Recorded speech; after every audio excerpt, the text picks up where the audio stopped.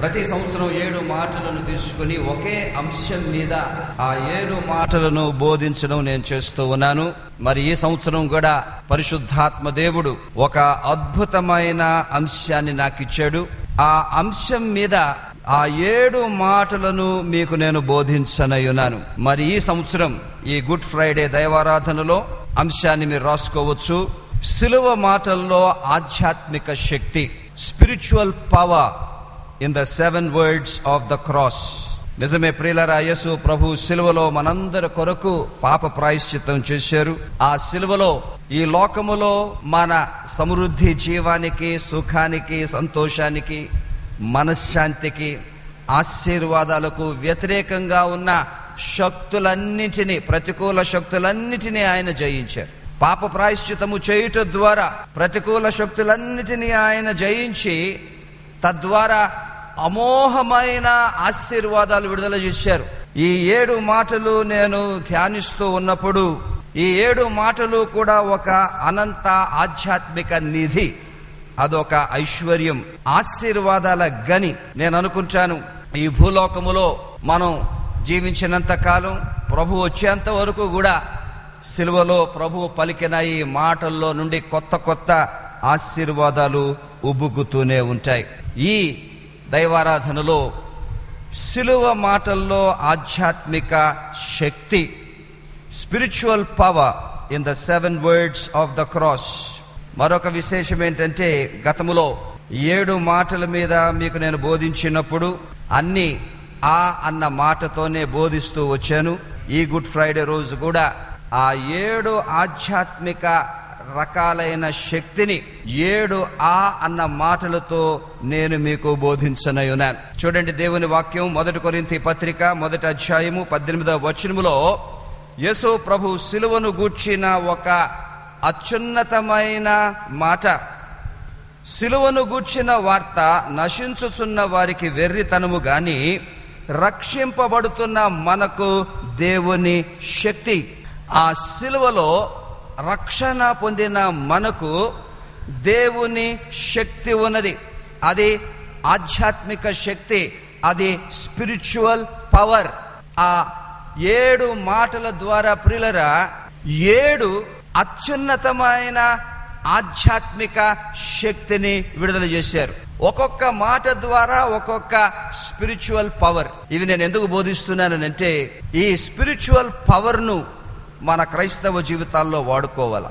వాడుకొని రక్షణలో ఉన్న ఆశీర్వాదాలు తోడుకోవాలి, రక్షణలో ఉన్న ఆశీర్వాదాలు అనుభవించాలి. ఈ స్పిరిచువల్ పవర్ మనము ఎంత కనుగొనగలుగుతామో, రక్షణలో మీరు నేను అన్ని ఆశీర్వాదాలు పొందగలుగుతాం. ఇవి నేను చెప్పేటప్పుడు చాలా జాగ్రత్తగా అర్థం చేసుకోండి, వాటి కొరకు ప్రార్థించండి. వాక్యానుసారం అంటే ఆ స్పిరిచువల్ పవర్ ఎలాగొస్తుందో చెప్పినప్పుడు జాగ్రత్తగా జ్ఞాపకం పెట్టుకోండి, రాసుకోండి. చెప్పిన మాటలను మీ జీవితాల్లో అనుసరించండి. Follow the word. Only when we follow the word we will receive the blessings of the word.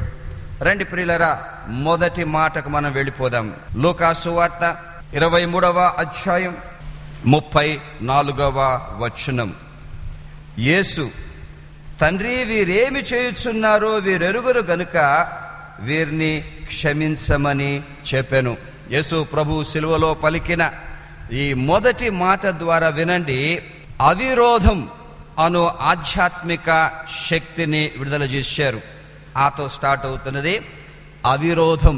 అవిరోధం అంటే మరేమిటో కాదు, విరోధము లేకపోవడం. ది ఆపోజిట్ ఆఫ్ విరోధం ఈజ్ అవిరోధం. యేసు ప్రభు ఈ మొదటి మాట ద్వారా సిలువలో నుండి ఈ అవిరోధము అన్న ఒక అద్భుతమైన ఆధ్యాత్మిక శక్తిని విడుదల చేశారు. ముందుగా యేసు ప్రభు ఎలాంటి సందర్భములో, తండ్రి, వీరేమి చేయుచున్నారు వీరు ఎరుగరు గనక వీరిని క్షమించమంటూ ఆ ప్రార్థనలో ఒక అవిరోధ శక్తిని విడుదల చేశారు. ఏమైంది ప్రియులరా? ఆయన సిలువ వేయబడుతున్నారు. ఎటు చూసినా విరోధులే. ఏ యూదులనైతే దీవించారో, స్వస్థపరిచారో, అద్భుతమైన కార్యాలు చేశారో వారే సిలువ వేస్తున్నారు. ఏ శిష్యులైతే ఆయన్ని అంతకాలం వెంబడించారో వారే పారిపోయారు, విరోధులయ్యారు. ఏ రోమీలనైతే ఆయన ఆశీర్వదించారో వారే సిలువ వేస్తున్నారు, విరోధులైపోయారు.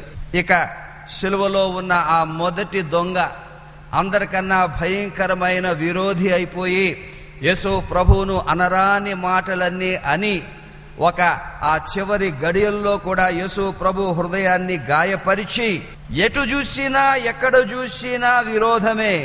ఈ విరోధము ద్వారా భయంకరమైన అన్యాయం, తట్టుకోలేని హేళన, భరించలేని అవమానం, హింస, ఈ విరోధుల ద్వారా కాళ్లకు చేతులకు మేకులు, తల మీద ముళ్ళ కిరీటం, పక్కలో బల్లెపు పోటు. ఏ మనిషి అయినా ఇంత భయంకరమైన చిత్రవదకు విరోధానికి గురి అయినప్పుడు సామాన్యముగా ప్రతిస్పందన ఏంటంటే విరోధాన్ని అందించడం.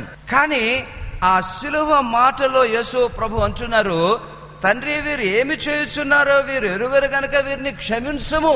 ఆ విరోధ భావానికి అవిరోధ శక్తి, ఆ విరోధ భావానికి అవిరోధముతో ఒక ఆశీర్వాదం, ఒక ప్రార్థన ఎలా సాధ్యమైందంటారు ప్రియులారా? ఇది the study of atonement is so beautiful. ఆ సిలువ ద్వారానే విరోధ శక్తిని హతమార్చి అవిరోధ శక్తిని విడుదల చేశారు. పాపానికి ఒక భయంకరమైన లక్షణం ఉన్నది, అది విరోధ భావం. మనకు తెలుసు, ఎప్పుడైతే ఆదామవ్వ పాపం చేశారో వారిద్దరు కుమారులైన కయ్యూను ఏబేలు, కయ్యూనుకు ఏబేలు మీద విరోధ భావం చివరికి చంపేశాడు. నాటి నుంచి నేటి వరకు పాపము ద్వారా మనుషుల మధ్య విరోధ భావము ఎక్కువ అవుతున్నది. లక్షల మంది చచ్చిపోతున్నారు. ఈ విరోధ భావం ద్వారా ఎన్ని శ్రమలు, కష్టాలు, ఇబ్బందులు ఎదురవుతున్నాయి. కానీ what is the beauty of the cross of Jesus Christ? ఆ శిలువలో ఏ పాపానికైతే ఆ విరోధ భావం ఉన్నదో ఆ పాపానికి ఆయన శిక్ష భరించారు గనుక, ఆ శిక్ష నుండి మనుషుల్ని విడిపిస్తున్నారు గనుక, ఆ శిక్ష ద్వారా యేసు ప్రభు ఏం చేశారు ప్రియులరా? విరోధ భావాన్ని ఆయన సిలువ వేసి అవిరోధ భావాన్ని ఆయన విడుదల చేశారు. క్రైస్తవ సంఘములో ఇది మనం తెలుసుకోవడం, గ్రహించడం, అనుసరించడం ఎంతో ప్రాముఖ్యం ప్రియులారా. చూడండి దేవుని వాక్యం, ఎఫెసీ పత్రిక 2వ అధ్యాయం 16వ వచనం. ఆయన తన సిలువ వలన ఆ ద్వేషమును సంహరించి, విరోధ భావాన్ని సంహరించి, దాని ద్వారా వీరిద్దరిని ఏక శరీరముగా చేసి దేవుని సమాధానపరచవలనని ఈలాగు చేస్తును గనుక ఆయనే మన సమాధానకారుడై యునడు. బ్యూటిఫుల్. ఆ సిలువ ద్వారా, పాపము ద్వారా మానవుల మధ్యకు వచ్చిన ఆ ద్వేషాన్ని, ఆ విరోధాన్ని, ఆ వ్యతిరేక భావాన్ని యేసు ప్రభు సిలువలో సంహరించి తద్వారా ఆయన అవిరోధ భావాన్ని విడుదల చేసి, మరి ఇక్కడున్న కాంటెక్స్ట్, ఆ రోజుల్లో యూదులకు అన్యులకు విరోధ భావం ఉండింది. అయితే వీరు రక్షణ పొందిన తర్వాత పౌలు అంటాడు, ఇక మీరు నేను పెద్ద నేను చిన్న అన్న భేదాలు లేకుండా మీరు ఏక శరీరమైపోయారు. మీ మధ్య విరోధ భావము కాదు, అవిరోధ భావం ఉండాలి. మీ మధ్య స్నేహం ఉండాలి, మీ మధ్య సమాధానం ఉండాలి, మీ మధ్య శాంతి ఉండాలి. ప్రియమైన సంగమా, ఇది చాలా ప్రాముఖ్యం. ఎందుకో తెలుసా? ఈనాడు కూడా క్రైస్తవ సంఘాల్లో ఒకరి పట్ల ఒకరికి విరోధ భావాలు ఉన్నాయి. కొన్ని సంఘాలు మనం చూస్తే భయంకరం. ఒక గుంపు కాదు, 4-5 గుంపులు ఉంటాయి, ఎప్పుడు తన్నుకుంటూనే ఉంటారు. విరోధ భావం మన సంఘంలో అది లేదు. Praise the lord. విశ్వాసుల మధ్యలో విరోధ భావం. ఎందుకో కొంతమంది నాకు ఇష్టం లేదు, వాళ్ళ మొహం చూడడమే నాకు ఇష్టం లేదు, వాళ్ళని చూస్తేనే ఒళ్ళు మండిపోద్ది అన్నట్టుంటారు కొంతమంది. ఎందుకో ఒక విరోధ భావం. ఇంకా మనం దీన్ని లోతుగా ఆలోచన చేస్తే మన బంధువుల మధ్య విరోధ భావాలు, బంధుత్వాలు ఉన్నాయి, రిలేషన్షిప్స్ ఉన్నాయి. ఆ రిలేషన్షిప్స్ లో ఈ విరోధ భావం. ఏదో పలానా వారితో ఎప్పుడో మానేశాను మాట్లాడడం, నేను ఇక మాట్లాడను. పలానా వారిని ఎప్పుడో నేను దూరం చేశాను, ఇక మళ్ళీ దగ్గరికి రానివ్వను. ప్రియమైన సంఘమా, మన బంధువుల మధ్యలో విరోధ భావము ఇంకా భయంకరం ప్రియులరా, మన కుటుంబాల్లోనే విరోధ భావం. కొన్ని సందర్భాల్లో భార్యలకు భర్త మీద, భర్తలకు భార్యల మీద, పిల్లలకు తల్లిదండ్రులు, తల్లిదండ్రులకు పిల్లలు, అక్కచెల్లెళ్ళు, అన్నదమ్ములు, అక్కచెల్లెళ్ళు. There is still in the Christian church విరోధ భావం ఉన్నదన్న సంగతి మర్చిపోకూడదు. ట్రాజెడీ ఏంటంటే ఈ విరోధ భావం ఉన్నప్పటికీ రోజుల కొలది, మాసాల కొలది, సంవత్సరాల కొలది కొనసాగుతారే గాని దాని గురించి ఏమి చెయ్యరు. నేను ఒక మాట చెప్తాను, మళ్ళీ చెప్తాను. రక్షణలో ప్రభువు మనకిచ్చిన ఆశీర్వాదాలన్నిటికన్నా అత్యున్నతమైన ఆశీర్వాదము బాంధవ్యం, రిలేషన్షిప్. ఎన్నో రిలేషన్షిప్స్ ఇచ్చారు. ఎందుకు ఇచ్చారు ప్రియులరా? ఒక రిలేషన్షిప్ అన్నది మనకు ప్రాణాన్ని పోస్తుంది.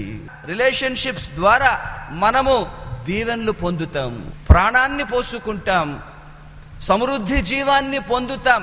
ఎప్పుడైతే ఒక రిలేషన్షిప్ కట్ అయిపోయిందో నీళ్లలో నుండి చేప బయటపడి ఎలా గింజుకుంటుందో అలా గింజుకుంటారు. రక్షణలో నేనంటాను ఎక్కువ ప్రాధాన్యత మన బాంధవ్యాలకు ఇవ్వాలా.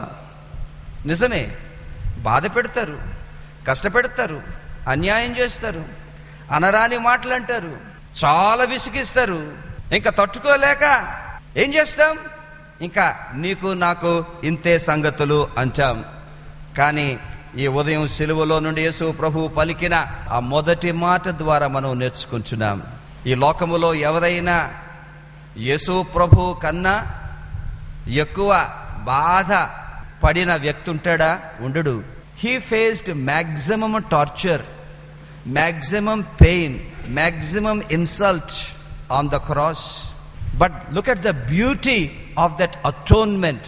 ఆ పాప ప్రాయశ్చిత్తము ద్వారా ప్రభువు చేసిన ఆ అద్భుతమైన ఆశీర్వాదం ఆ సిలువలో నుండే, నో డిలే, రైట్ అవే. ఆ మొదటి ఆశీర్వాదము ఇదిగో, ఎవరిని నీకు విరోధిగా చేసుకోవద్దు, నీవు ఎవరికి విరోధివై ఉండవద్దు. ఈరోజు ఒకే మాట ప్రభువు మనతో మాట్లాడుతున్నారు. నన్ను ఇంతగా హింసిస్తున్న వారితో ఆ సిలువ శక్తిని బట్టి నేను వారితో సమాధానపడి వారిని నేను క్షమించాను. ఈ సిలువ శక్తి రక్షణ పొందిన వారందరికీ అవైలబుల్ గా ఉన్నది. It's available in plenty, only if you can use it. ప్రేమైన సంగమా, ఈ ఉదయం మన జీవితాలు ఒకసారి పరీక్షించుకొని, సూటిగా పరీక్షించుకొని, మన జీవితాల్లో ఎవరి పట్లన్నా మనకు ఇలాంటి విరోధ భావము ఉన్నదా? వారిని దూరం పెట్టామా? వారిని దగ్గరికి రానివ్వడం లేదా? ప్రభు ఎంత దగ్గరికి రానిచ్చారండి. తండ్రి, వీరేమి చేయుచున్నారు, వీరు ఎరుగరినైనా వీరిని క్షమించు ప్రభువా అంటూ ప్రార్థించేసి వారిని క్షమించారు, వారితో ఐక్యపడ్డారు, వారిని ఆశీర్వదించారు. నిజమైన దేవుని బిడ్డగా, రక్షణ పొందిన బిడ్డగా మనలను మనం నిరూపించుకోవాలి అనంటే ఈ ప్రాక్టికల్ గానే నిరూపించుకోవాలి ప్రియులారా. పైకి ఎన్ని భక్తి మాటలన్నా మనం చెప్పొచ్చు, పైకి ఎన్ని అద్భుతమైన కార్యాలు సంఘములో మనం చేయొచ్చు, కానీ ప్రాక్టికల్ గా క్రైస్తవ్యములో ఉన్న ఆ అమూల్యమైన శక్తిని మీరు నేను ప్రదర్శించలేకపోతే ఎంత దౌర్భాగ్యం. ప్రభువే అంటున్నారు, ఇదిగో 40 రోజులు నా సిలువ గురించి మీరు ధ్యానించారు. ధ్యానించడమే కాదు, నేను సిలువలో శ్రమ పడుతున్నానని మీరు ఏడ్చారు నాతో పాటు. ఏడ్చే అవసరం లేదు. ఎందుకు ఏడుస్తారు? That's not what I want. నీకు ఏం కావాలనంటే సిలువలో నుండి విరోధ భావాన్ని నేను తొలగించి అవిరోధ భావాన్ని విడుదల చేశాను గనుక కుటుంబాల్లో ఎవరి మధ్య టెన్షన్స్ ఉంటే లేవనకండి, ఉంటాయి. కుటుంబాల్లో ఉంటాయి, బాంధవ్యాల్లో ఉంటాయి, స్నేహితుల మధ్య ఉంటాయి, విశ్వాసుల మధ్యలో ఉంటాయి.